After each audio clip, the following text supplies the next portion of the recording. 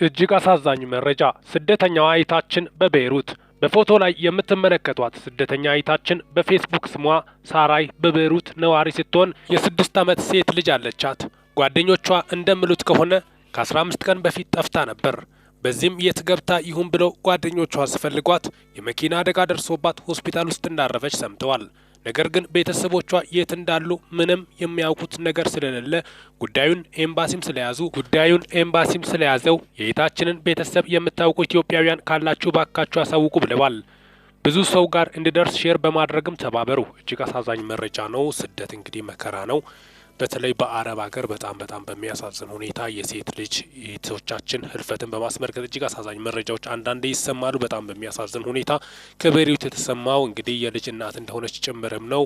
የእሷ ህልፈት በርካቶችን እንባ እንዳራጨ ጭምርም የወጡት መረጃዎች ያሳያሉ። በህይወት ትኑር ትሙት የሚያውቁት ነገር እንደሌለ ጭምርም ነው የወጡት መረጃዎች የሚያሳዩት። ግን አሁን የተረጋገጠ መረጃ በመኪና አደጋ ህይወቷ ማለፉ ተሰምቷል። እጅግ ምርር ሀዘን እንደሆነም ነው። ነፍሲ ማር ሚኪ ነኝ ከሚኪ ታቦር ኢንፎ። ሰብስክራይብ በማድረግ ቤተሰብ የሆኑ ሰላም ቆዩልኝ።